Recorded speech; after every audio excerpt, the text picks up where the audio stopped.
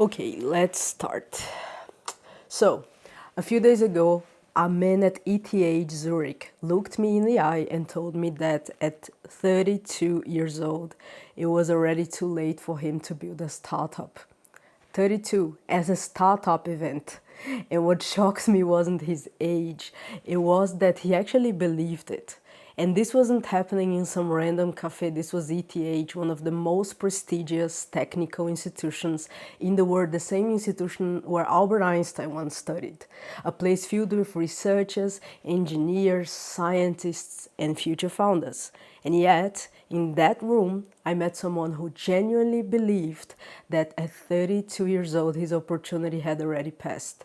He told me that some of his friends, 35, 37, felt exactly the same. That it was too late to start, too late to build, too late to take risk. And I interrupted him. I said, wait, you are in your 30s. You now have something most young founders don't. You have experience, you have scars, you have pattern recognition, you have a very strong network. You understand people. Why exactly is it too late?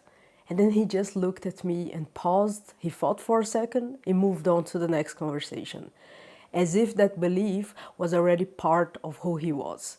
And that's when something hit me. Ageism in tech doesn't start at 50. Apparently, it starts at 30. And maybe the real problem isn't just that society believes it. Maybe the real problem is that people eventually accept it. And the more I thought about it, the more I realized something. Ageism in tech was never just prejudice. It was economics that slowly became culture. For decades, building a startup meant execution. You needed engineers, you needed capital, you needed technical co-founders, you needed strong teams, you needed infrastructure, you needed years of technical leverage. And yes, that naturally favored younger founders, not because young people were smarter, but because the system rewarded energy, speed, risk, and long execution cycles. And over time, the economic reality became cultural DNA, a silent belief. If you didn't start young, you missed your chance. And maybe that made sense in the old world, pre-AI, but we don't live in that world anymore because for the first time in history, the biggest barrier to entrepreneurship execution is collapsing. With tools like Claude Code, ChatGPT, and other larger language models, one person can now prototype, code, research, test ideas, build products, and move faster than entire teams used to. And that makes me wonder what happens when age is no longer blocked by execution.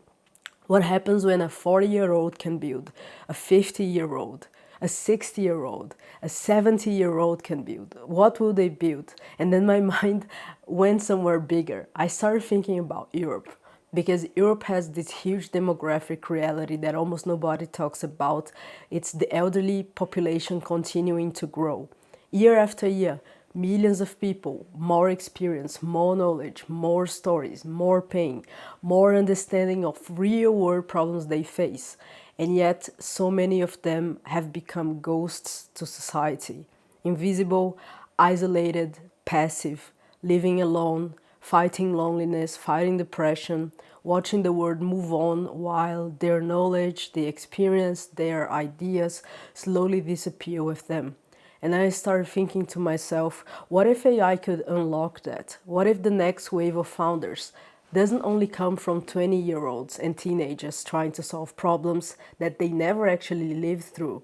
What if the next wave comes from people who actually have lived through those problems? What if a 70-year-old builds for 70-year-olds? What if older people stop waiting for society to solve their problems and stop building the solutions themselves? What if AI doesn't make us just more productive? What if AI gives entire generations their voices back? Because maybe AI won't just change how startups are built, it will change who gets to build them. And for the first time in history, that might mean everyone. Wouldn't that be cool? That was just a thought that crossed my mind. So what do you guys think about this? Do you think this will happen? I am really curious. So yeah, that's it guys. Thanks for this. Thanks for the audience. If you liked, please consider subscribing, give the video a thumbs up, and I see you next time.